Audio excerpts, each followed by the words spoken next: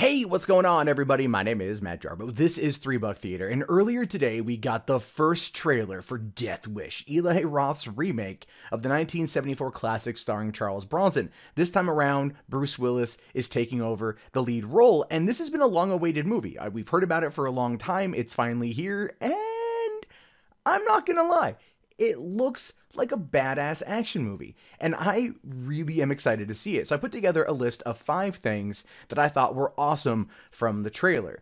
Number 1 is basically that Bruce Willis is back as kind of a pissed off older John McClane meets Frank Castle. Now, the reason why this makes me happy is because, for one, I'd like to see an actual good follow-up to Die Hard 3.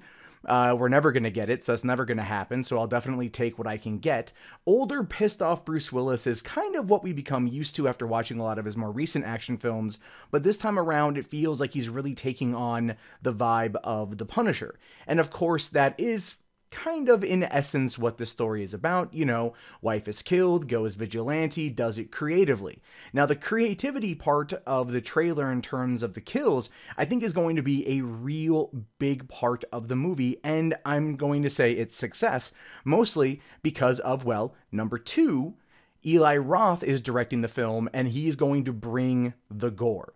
If you watch the trailer, which is definitely kind of edited for all audiences, or at least PG-13, you know this movie is going to be a hard R, especially when it gets to the scene of torturing the guy in the mechanic shop with and killing him by dropping the car on him, the jack killing. Now, that is just one of what I'm going to assume are going to be multiple stylish kills that Eli Roth is going to bring to the table. This, of course, is coming off of his work on, you know, the Hostel series and any other movie he's ever made that usually involves a lot of gore and a lot of violence. He is going to showcase that here, but from more of a ground level vigilante sense. And I think it's going to be really interesting how he pulls it off. I do. Eli Roth is not my favorite director on the planet, but I think in trying to tell this sort of story about a mild-mannered, suburban father who loses his wife and then goes on a killing spree is going to maybe be done, maybe not as,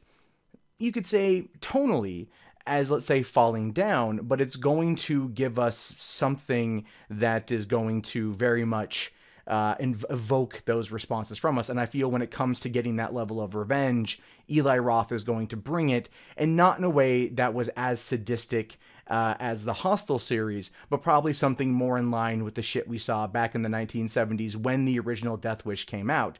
Which also brings me into number 3.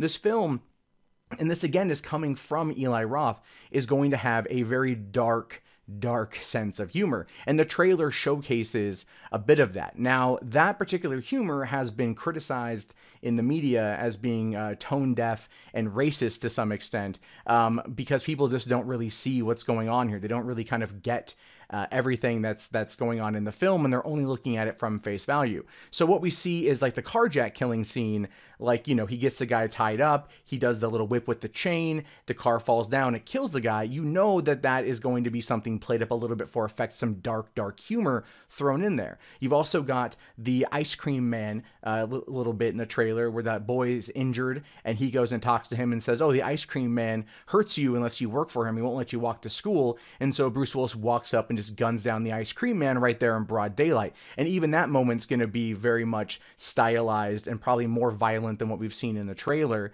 And again, leading to that dark humor for that moment in time.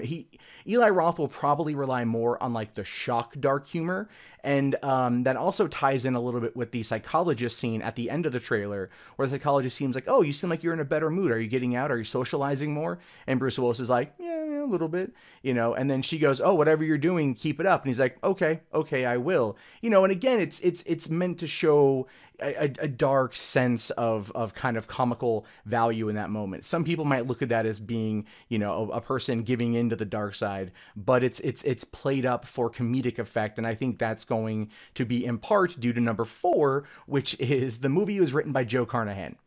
That makes me the most excited about all of this. Carnahan is an excellent writer and director. He did Smoking Aces, The Grey, The A-Team, and the upcoming Bad Boys for Life, aka Bad Boys 3.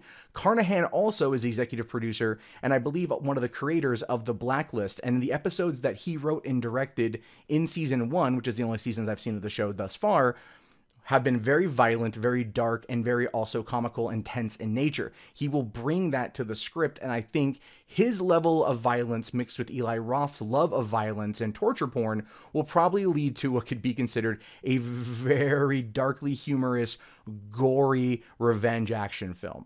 It's all these different elements at play coming together that make me really, really excited to see Death Wish when it drops in November. But the fifth and final reason why I like this, what was awesome about the trailer, was this is pretty much the closest thing we're going to get to the Equalizer 2. Now, back in the fall of 2014, Denzel Washington released The Equalizer, his remake of an old 1970s TV show about an ex-military operative who basically acts as a vigilante in his neighborhood. The movie came out and did great. It was a well-made movie, well-received both critically and commercially, and they've been promising a sequel for a long time.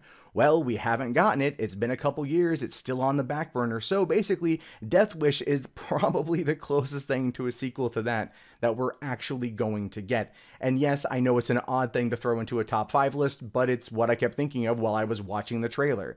They felt very similar in tone. Granted, not shot the same at all, but it just felt like it was in vein of The Equalizer, and that might be more of what they're touching upon versus anything else, really. Well, that wraps up the top 5 things I thought were awesome about the Death Wish trailer. What did you guys think? Let me know in the comments below. If you guys haven't already, thumbs up the video, subscribe to the channel. 3 Buck Theater posts new content pretty much every single day. I love what I do. I love talking movies, and I'll talk to you guys later. Once again, my name is Matt Jarbo. Have yourself a great day. Peace out.